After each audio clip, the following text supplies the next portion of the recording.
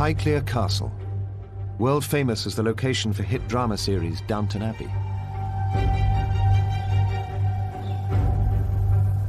Over centuries, it's played host to royalty, nobility, and celebrity. It holds unexpected secrets. This is a fairy tale castle with a real-life lord and lady, even a real-life butler. I think it's very important to maintain standards because once they disappear, they will never come back. This is the behind-the-scenes story of England's best-known country home.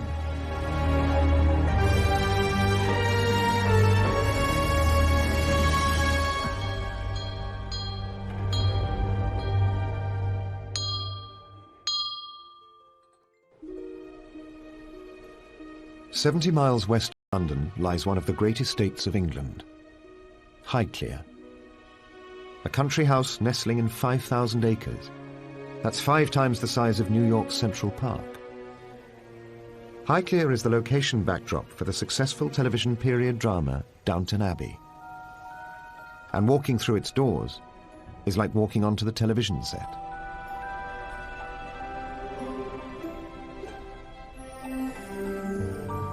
In reality, this is a 19th century trophy house, designed to show off inherited wealth. And far more than just a fictional creation. For Highclere is also a family home, for a real lord and lady. The Carnarvon family have lived here for 300 years. Their links with Highclere go back even further. The family have owned the land here since the time of Charles II's reign in the late 1600s. George Herbert, the 8th Earl of Carnarvon, inherited his title and the keys to the castle in 2001.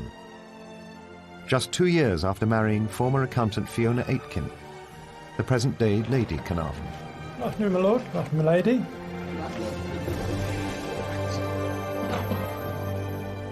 I met my husband at the end of '96. I first came in January '97.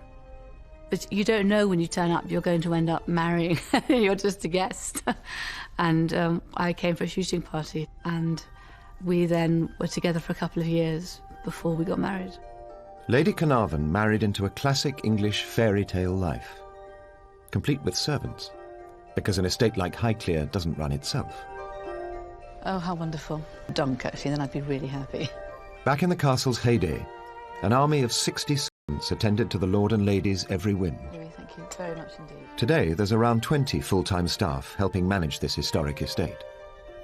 Our role is really is that we're long-term stewards of the estate for the next generation of the castle and the estate, leaving it for the future generations to enjoy, really. Highclere costs a cool $1 million a year to maintain. So cashing in on Downton's television fame is an invaluable boost to Lord and Lady Carnarvon's income. We really have to do our best to make the whole place earn its living and pay its way and add value where possible. And of course you can't really get any greater value added than finding Downton Abbey being shot at Highclere itself, which adds value in fact to all the enterprises here, in all honesty, because it's really put Highclere on the map. That map attracts 60,000 visitors a year. Most are Downton fanatics. So enthusiastic, and they turn up here and get so excited there's a real Earl and Countess. It's great. It's fantastic, and they've chosen to come here. It's been an extraordinary experience. Millions of television viewers now know and love every corner of Lord and Lady Carnarvon's home. Downton's scriptwriter Julian Fellowes is a friend of the family. He had Highclere in mind as he wrote the hit drama, with a starring role for rooms such as the elegant library. It's the setting for frequent meetings between the fictional Earl of Grantham and his equally fictitious butler. They discuss the fictitious running of their fictitious house. In reality, it was used in the late 19th century by the 4th Earl of Carnarvon as his withdrawing room.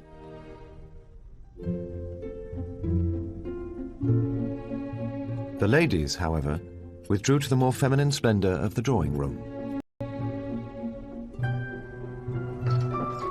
still today one of the family's favourite rooms.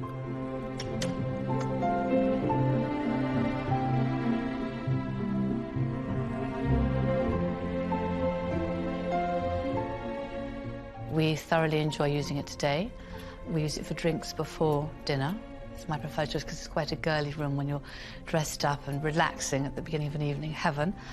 And Julian Emma Fellows, when they stay, they would also come down and join us for drinks here. And obviously in Downton Abbey as well, it's used by the supposed Grantham family, and Maggie Smith and Cora. Elizabeth McGovern sit here for their tete-a-tetes, or in the third series there seems to be a few tete-a-tetes between Shirley MacLaine and Maggie Smith. Things in the house have been passed down the generations as family heirlooms.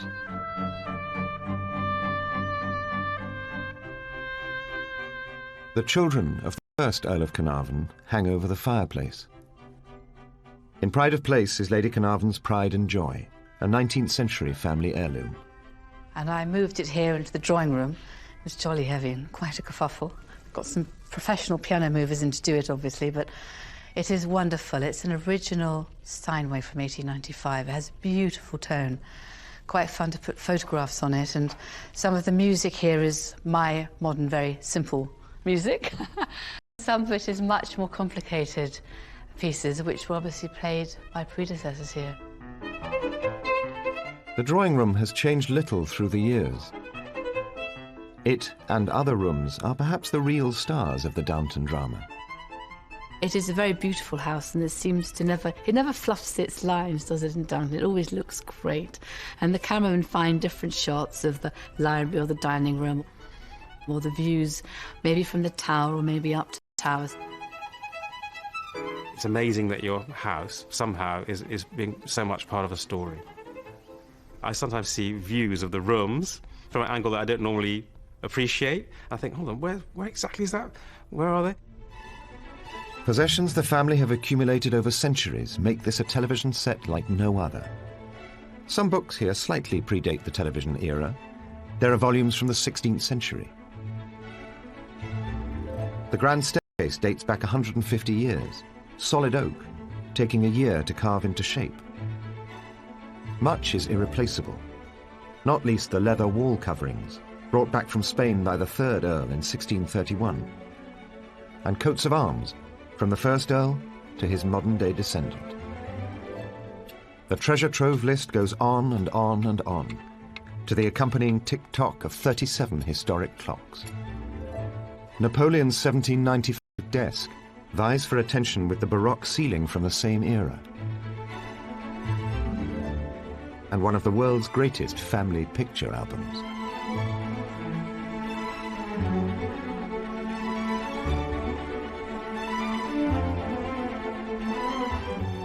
One particular portrait even carries a sombre family legend. Moving this dining room painting will spell disaster for the Carnarvons. So Countess Margaret Sawyer remains a perpetual houseguest, and Highclere survives, watched over by King Charles I on horseback, a priceless Van Dyck. But there's one secret room you'll never see in Downton Abbey: the smoking. An English manor house tradition from the late 18th century onwards. This room was a male preserve for smoking, gaming, and important men's talk away from the ladies. It also saved the women from instant asphyxiation. There was smoking room for two reasons then, because this chimney didn't work too well, so there's a lot of smoke in the room. But in fact, nowadays we don't use this fire anymore. And some of this room has been restored in some ways. It's one of my favourites, though, is it has these absolutely beautiful paintings in it. This glorious colours of this still life of the different types of birds and the paradise landscape by a Dutch painter called Jan Weenix. In Pride Place is a photo of the current Earl's grandfather, a colourful character with a party reputation. This is one of his wives, the famous dancer Tilly Loche. My grandfather, he loved this room, and he loved being in these leather chairs here. In fact, he spent much of his life around this part of the castle. Highclere may be a castle today, but once, like this. In 1839, architect Charles Barry is brought in, fresh from designing London's Houses of Parliament. He remodels Highclere in a matching Gothic revival style, a clear homage to the British seat of government. It turns what had been an unremarkable home into a far grander status symbol, and Highclere House transforms into the freshly minted Highclere Castle. Even earlier, the Parklands too had their own makeover. The most fashionable landscape gardener of his age, Lancelot Capability Brown, swept away the earlier formal gardens. Instead, he opened up Highclere to the beauty of the English countryside, and a peculiarly English tradition of creating the oddest of ornamental buildings. These fanciful structures, known as follies, were designed by family member Robert Herbert, inspired by classical ruins during the Grand Tour of Europe, de rigueur for young bucks of his day. I'm really in so much in debt from Robert Herbert's vision in the 18th century. Without that kind of vision, we wouldn't be enjoying so much today.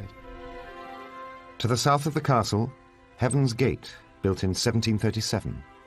A pillared temple called Jackdaw's Castle, built in 1743. And to the northeast, overlooking Dunsmuir Lake, the romantic but utterly pointless Temple of Diana. Everything about the sprawling The mile-long drive to the house winds its way past 56 cedars of Lebanon, planted by the first Earl of Carnarvon over 3 centuries ago. Such planning takes time. Well, we're just coming into the main part of Lime Avenue. Most of these lime linden trees were planted at the time of my grandfather's birth in 1899, and most of them are still going strong today. Despite this tradition of planting for the future, not even an historic estate like Highclere can survive unchanged. Ever-rising maintenance costs and taxes have chipped away at the landholding. Like many estates, it has lost some land. It was perhaps a bit 20% bigger then, but much of it is still intact today. Another intact, though much changed tradition involves the human face of the Highclere estate. For 300 years, the privileged Carnarvons have been looked after by faithful servants. Today, they still employ a butler. In the past, he'd been known as Mr. Edwards. These days, it's just Colin. This is a job that you dress up, you look smart, you feel good. And if you feel good, you can do your job better, I think. The role of the butler nowadays differs quite enormously from what it was in Downton's days. In those days, they looked purely after the family. No, I think in the Downton era, it would have been completely different. I'm quite envious of Carson. Today, it's all about multitasking. In the summer, Colin also works in the visitors' ticket office, when he's not looking after the family.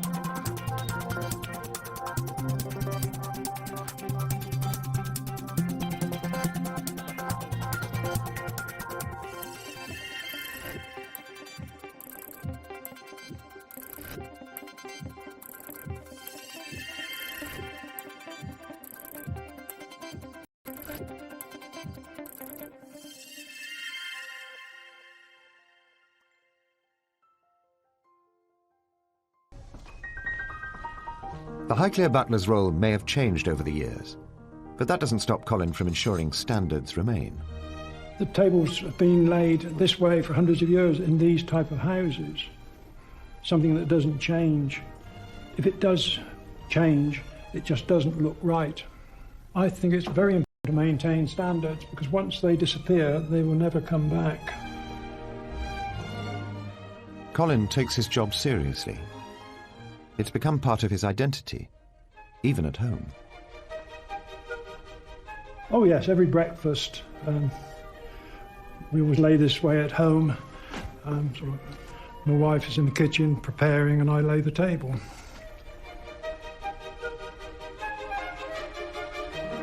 So how did Colin rate his Downton alter ego? When you see Mr. Carson laying the table, he's learnt very quickly how it should be done, and I think I would employ him. Just like the fictional Carson, Colin has to take care of a variety of VIP guests. The Queen, Prince Philip were regular visitors. Prince Harry's been here, film stars. They're normal people. We treat them as everyone else. As an Earl, Lord Carnarvon is part of the British aristocracy, just one down from a Duke who holds pole position. The higher up the hierarchy, the more likely you are to have a royal visit. And that means you have to keep the house in good order, so that it's fit for a visit from the Queen.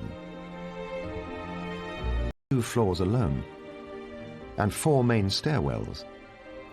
Housekeeping is a never-ending chore.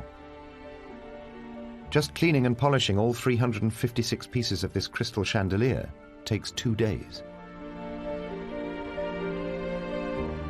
100 years ago, the aristocrats that lived upstairs at Highclere were looked after by a host of staff who worked downstairs.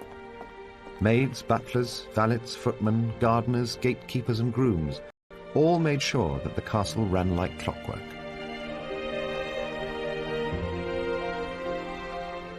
And woe betide any servant disobeying strict codes of conduct. Maids cleaned in the early hours of the morning to avoid disturbing their sleeping lord and lady. Servants must neither be seen nor heard. Cheap labour provided no motive for labour-saving devices. Everything was done by hand. Electricity came early to Highclere. In the 19th century, only the wealthy could afford it. And new high-tech devices proved handy for summoning the servants. What we have here is the bell board, which every room virtually in the castle has a button in each room which is connected to all the different little bells there. And if someone presses them, the centre then starts waggling and you can tell which room has called you. The bell board saved servants the bother of lurking outside a room to see if they were needed, but only if they could get on more efficiently with work downstairs. A few other state-of-the-art household aids have survived the centuries. High in the tower is where unmarried maids once slept, once strictly off-limits to young male footmen, now equally off-limits to tourists visiting the castle. 3 maids shared each tiny room, never far from the call of duty. The only high-tech appliance here was to help in case of fire. The ground is a long way down, so a canvas escape chute could be hung from the window. Maids were taught to keep arms close to bodies, otherwise delicate elbows might catch in the metal hoops. Complementing the inside staff are ground staff looking after the estate. This has been a playground for deer since medieval times. But to protect the vegetation, their numbers have to be kept under control. And so it takes one man and his gun. In the office they call me Robert Hawker, the deer stalker, because it rhymes. Estate for 7 years. Maintaining a healthy population means culling the weaker animals.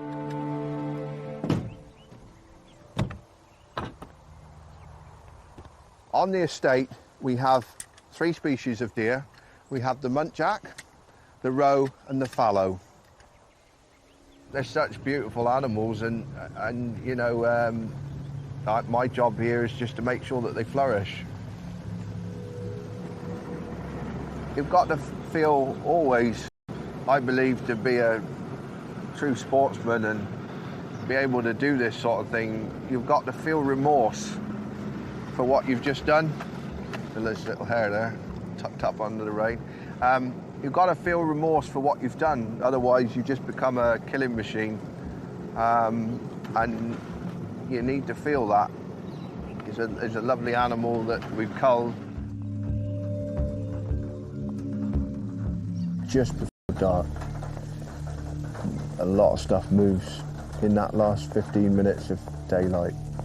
That's when the possibilities go up higher for a shot. But maybe not this time. Robert didn't get to pull the trigger tonight. His deer have a lucky escape. Sunrise is a busy time for the estate gamekeepers. It's feeding time for the pheasants.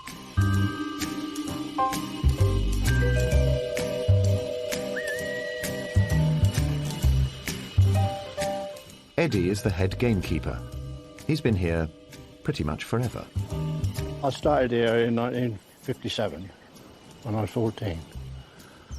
Only just 14 then. And I've been here ever since. The gamekeeper's job is to love and care for his birds, so the wealthy can shoot them. In the early 1900s, the aristocracy did this on an industrial scale. Lavish 3-day shooting parties were opportunities for the lord of the manor to show off his wealth. And Highclere did that particularly well.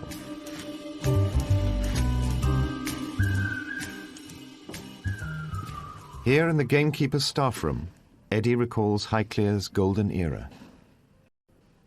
In the old days there, it was all private. Lord Carnarvon had his guests, like he'd invite all, more or less, his old school friends all through the winter, and they'd shoot with one another.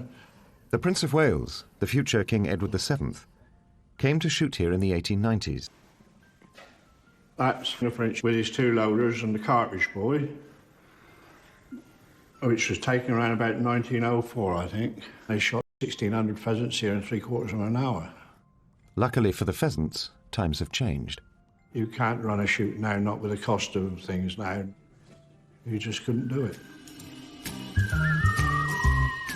Today, people do still come here to shoot, but as one of the estate's many business opportunities, and the visitors are more likely to be rich businessmen. Morning, Tom. Morning, Ed. Shoot went well yesterday, didn't it? Yeah, it was a good day. Plenty of birds about. They all go like that, we'll be all right. Yeah, we will. Eddie is assisted by his young underkeeper, Tom. Yeah, Ed's a very good boss. He's fair, although he can be strict. It's early days in Tom's career, but like many of the staff on the estate, he expects to be here for life.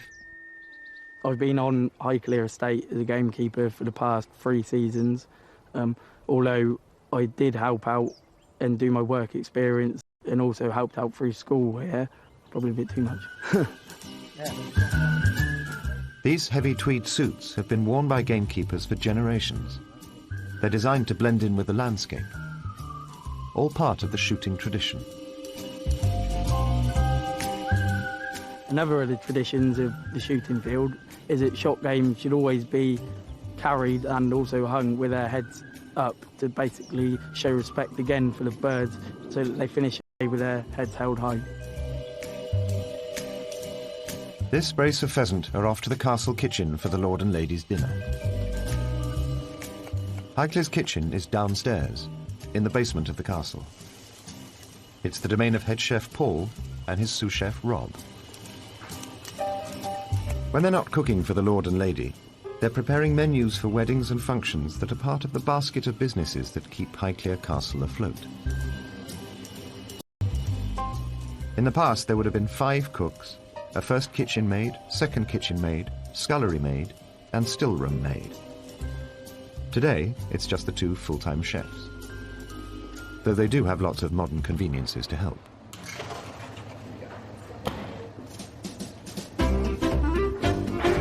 Morning, Paul. Good morning, Ed. Present for you. Fantastic. Morning. Thank you. Lovely. Thank you. This pheasant is destined for a mushroom risotto, a dish cooked in this kitchen for more than 100 years. Fantastic. Right. Pheasants would have been eaten here 100 years ago. You know, they're on the land. It's something they can graze off of. It's very safe. It's part of their stable diet. 100 years ago, they would have eaten these on the bone. It's a far superior way of cooking the meat because it stays nice and moist. It was also a golden age for British food, giving birth to celebrity chef, exotic new dishes, and gargantuan 12-course meals. Aristocrats poached their dishes and their chefs from across the globe. Many ingredients came from the continent. Risotto, 1574, found in Milan. Chefs travelled. You know, good houses went on holidays, they found a good cook in the country, and they brought one back. The 5th Earl brought his chef back from Sri Lanka. His recipe for chicken curry is still a favourite on the Highclere menu today. A typical society dinner menu for a party of 20 people cost around $100, double a maid's entire annual salary. Country estates were playgrounds for the rich and famous, and Highclere joined in with gusto. December 1895, the Prince of Wales, the future King Edward VII, arrived at Highclere for the most extravagant weekend the castle had ever seen. For His Royal Highness, nothing was too much money or too extravagant. There were 12 courses at dinner: caviar, truffles, snipe, partridge, oysters, quail, ptarmigan, pressed beef, chicken, galantines, and pineapple. With a full belly, the king retired to his room, refurbished for his visit, with red silk walls and ornate French furniture. In today's money, the bill for 3 days entertaining royalty was an eye-watering $500,000. What do you need?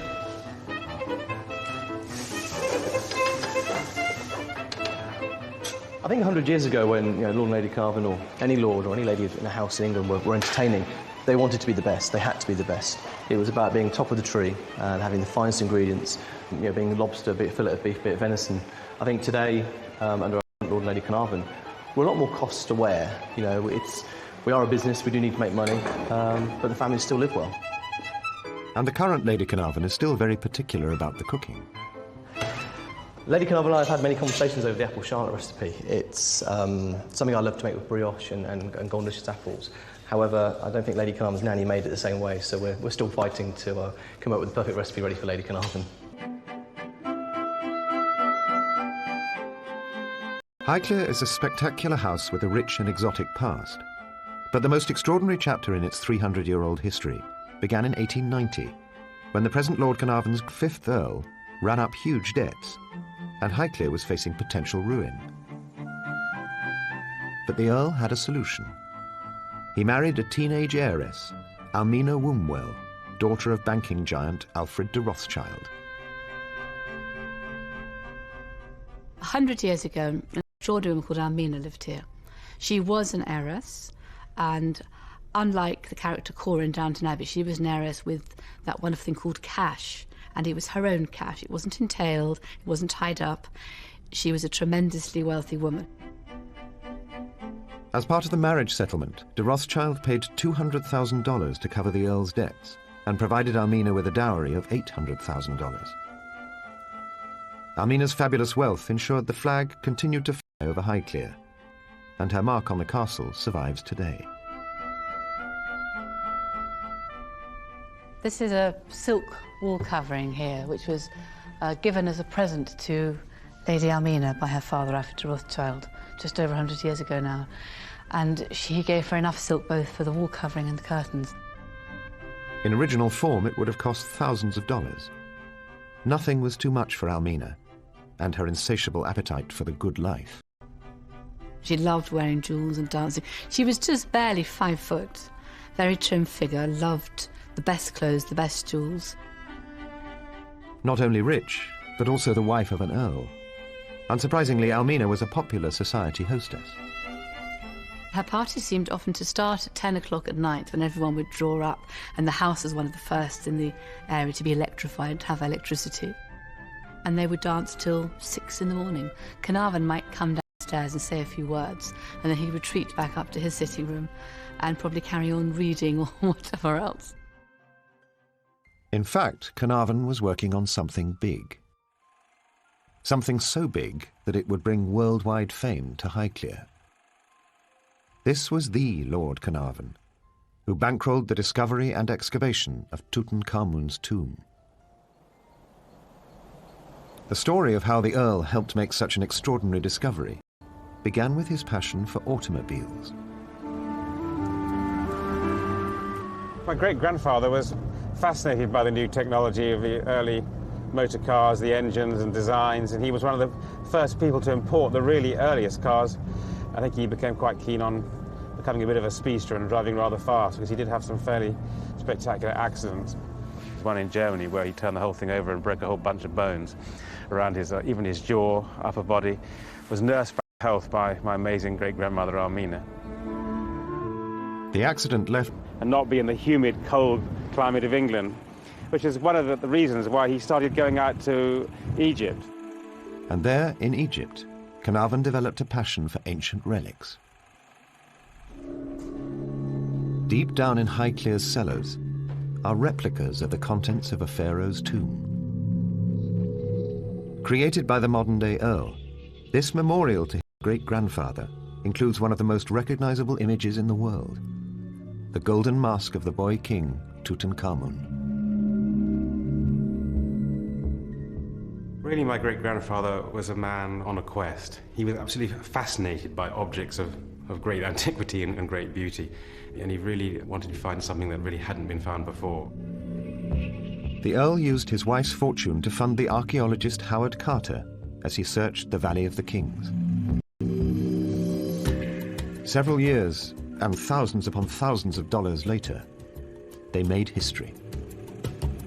Of course, they made the fateful discovery end of October, November 1922, when one of the workmen found those now famous steps down to the rock-cut tomb. Lord Carnarvon was beside Carter as he chiseled the first hole in the sealed entrance. Carnarvon asked, "Can you see anything?" Carter replied with the famous words, "Yes, wonderful things."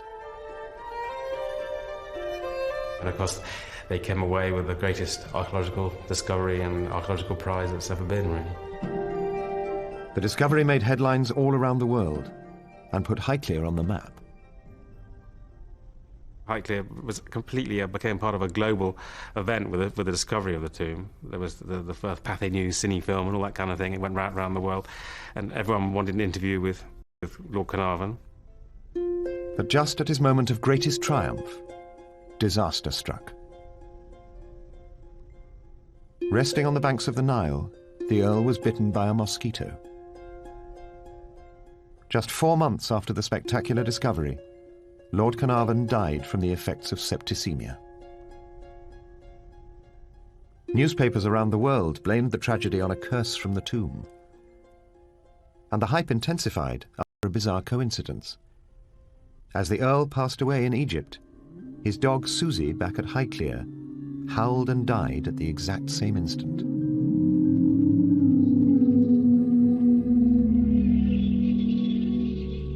The current Earl celebrates his great-grandfather's discovery with these reproductions in the basement.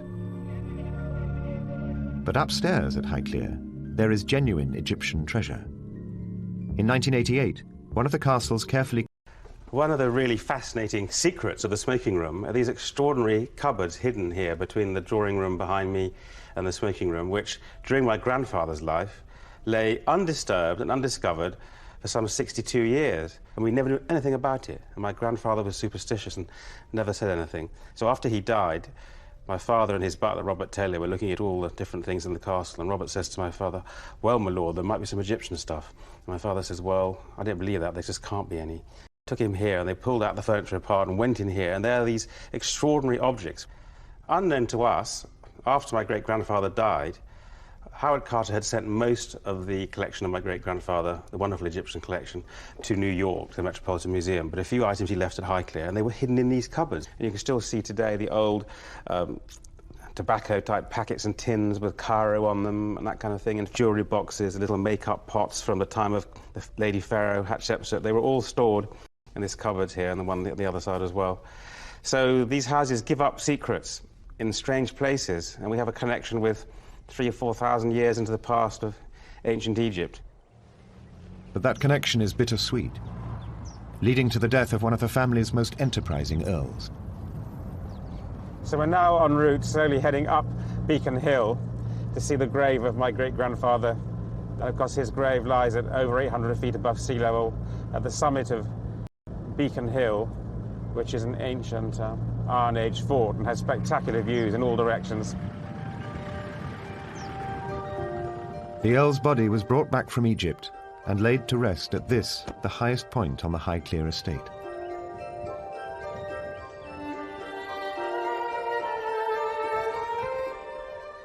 We're right by the grave of my great-grandfather, the 5th Earl of Carnarvon. He was one of perhaps the last great eccentric, even maverick adventurers, and he wanted to be buried high up on his estate, looking back to his glorious house, the castle. And maybe he also thought that he was buried in a quiet, desolate spot, like the extraordinary ancient pharaoh Tutankhamun whose tomb he discovered. It's always rather poignant coming back up here and looking at his grave. It just makes one think of past ancestors and what they did, really. The 5th Earl has been written into the history books, forever linking the family name Carnarvon with one of the most extraordinary discoveries of all time. Almina also had a moment of glory, but hers had come a few years earlier. August 4th, 1914. At the height of a long, hot summer, war lives and learned to fight. Life at Highclere, above and below stairs, changed forever. 75 men left the estate for the battlefields to fight what would be a bloody war. Some of the grooms were the first to enlist because they could obviously ride, and at the time we thought the cavalry was an important part of a battle plan. The keepers joined the machine gunner corps, and then some of the gardeners. The aptly named Digweed family had gardened at Highclere for generations. Their oldest son George enlisted with 2 other gardeners, Albert Young and Charlie Adams, though the head gardener Pope stayed behind to grow food for the estate. Yet the upstairs side of Highclere also made sacrifices. Society girl Almina set aside her life of privilege to care for wounded army officers. She had decided that she wanted to turn this house into a hospital. Almina organised doctors and surgeons and hired 30 nurses. Highclere was transformed into a makeshift hospital for hundreds of men. Blinds were fitted to all the south-facing windows to offer shade for her patients. The journey home from the front wasn't easy, but the ones who survived were met at the door by Lady Almina. She welcomed the first 30-odd patients in September 1914. As the officers began to arrive, the enormity of the situation became apparent. 2/3 had injuries to bones from shrapnel and gunshot wounds.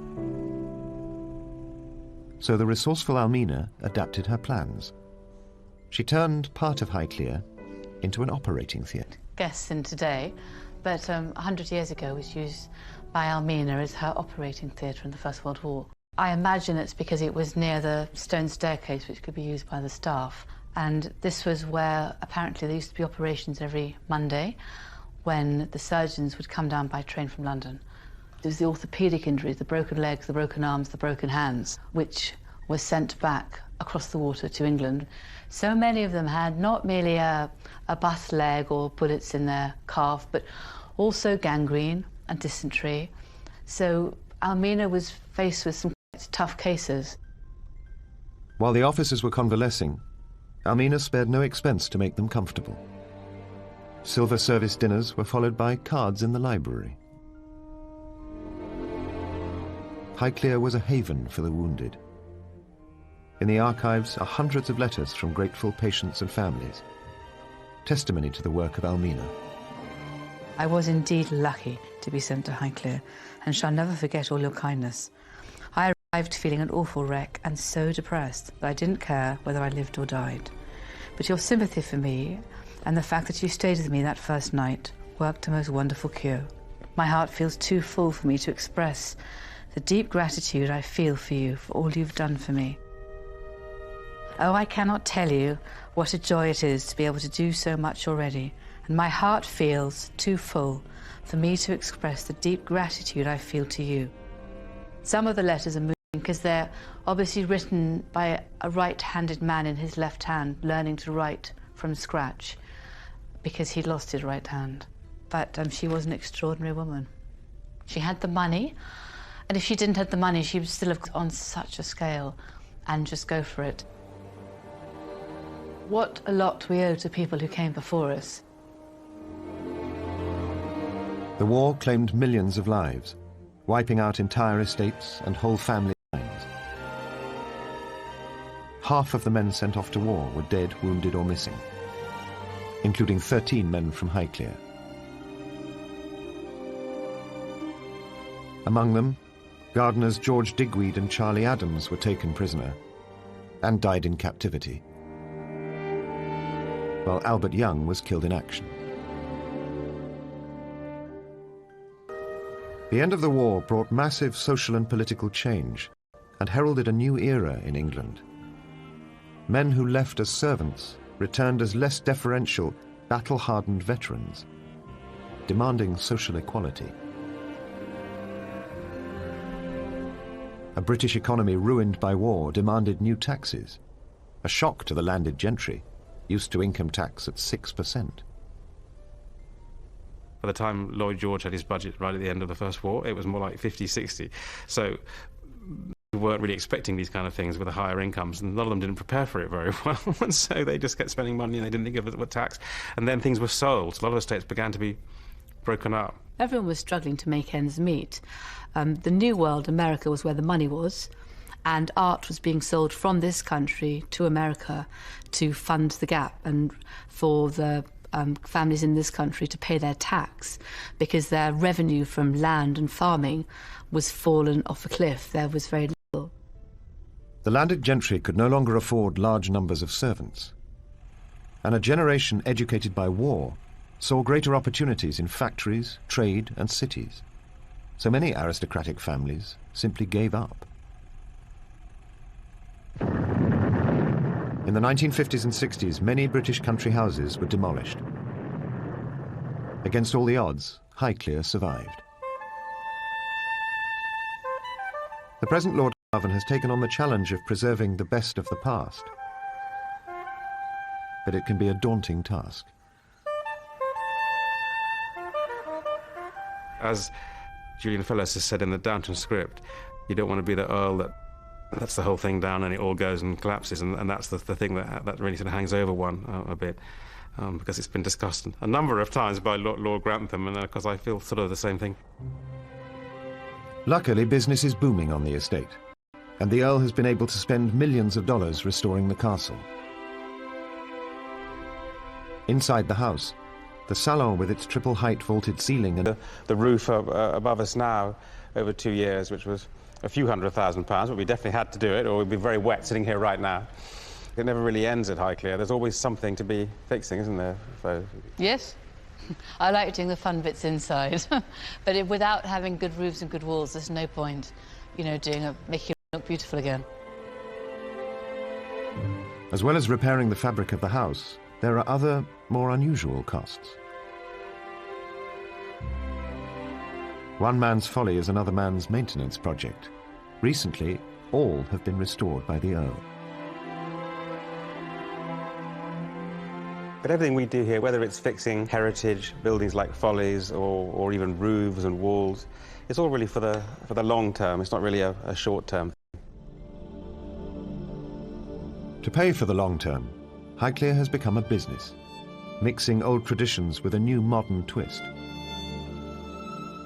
The land around the castle is one of the last aristocrat-owned farming estates. The Highclere estate is around 5,000 acres. Quite a bit of it is actually grassland, rough pasture land like this downland we're on now, and also woodland. There's about 2,000 acres of arable land for farming, and we're still growing wheat, barley, oats, and we also have about 1,600 ewes, and of course they're lambs as our sheep flock, because we have around 1,500 acres of grass to graze here, which is a fair amount on a estate of this size. The family has farmed here for hundreds of years, an important source of income for generations. I think the basic tenets and skills of management of game and wildlife in general probably haven't changed so much. But like most farms today, it's had to diversify. Highclere is now famous for horse feed. They produce award-winning oats for racehorses, including the Queen's. These are the original stables, used for hundreds of years. But no racehorses here, just Lady Carnarvon's Arab mare. Back in Almina's time, there were quite a few grooms, a head groom and a head coachman, under grooms, stable boys to help. But today there is just one groom, Joe, to look after the animals. Hey, come on. Don't panic, Mrs. Mellon. It's all right.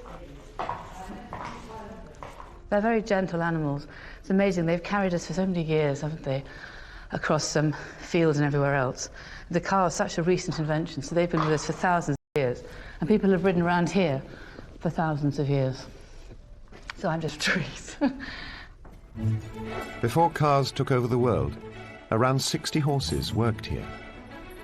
And Lord Carnarvon's great-grandfather also bred racehorses. Now there are just 6 horses to look after. And it's part of Lady Carnarvon's daily routine to exercise her favourite, called Azzy. And the spaniels, of course.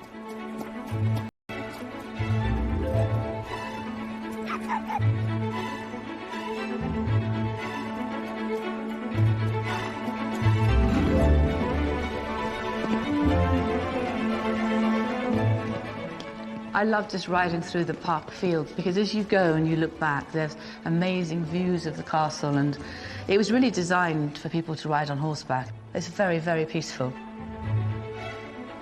I think I always get a sense of coming into another world. I think it's the landscape and the cedar trees.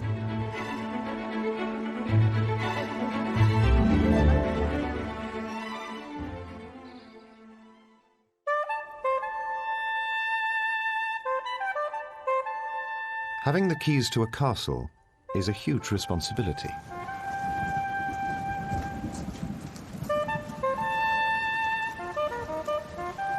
I think we'd just about be able to get it to a state where the worst of the really big repairs have been done. That would mean all the difference to me, really, to have achieved that in my lifetime. I can say that, hand over to my son George eventually and say, look, at least, you know, you can build on that. You're not having to go right back to square one with repairs that haven't been done for 150 years. Between them, Lord and Lady Carnarvon are preserving Highclere for future generations. I see my role as I'm trying to support his endeavours to, not drop the baton, to keep this, to continue to live here and look after the landscape and the house and leave it in better nick than we inherited it, in a way that is relevant in today's world. Oh, she's going to pick it up. She's through.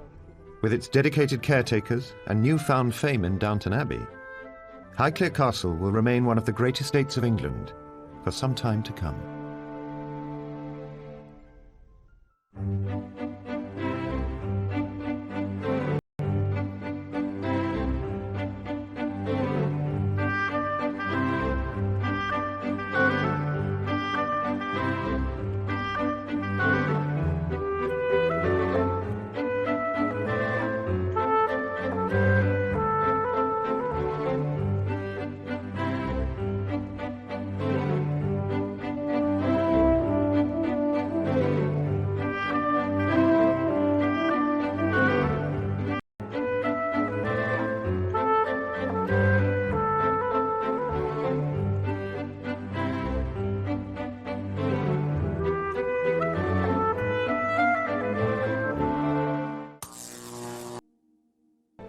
The treasure trove list goes on and on and on, to the accompanying tick-tock of 37 historic clocks.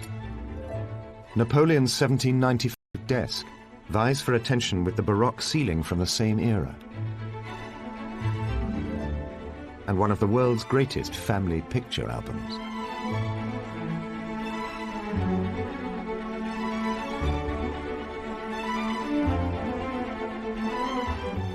One particular portrait even carries a somber family legend.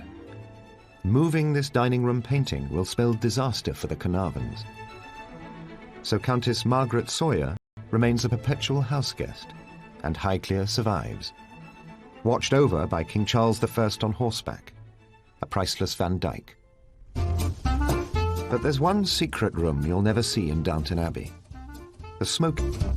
An English manor house tradition from the late 18th century onwards.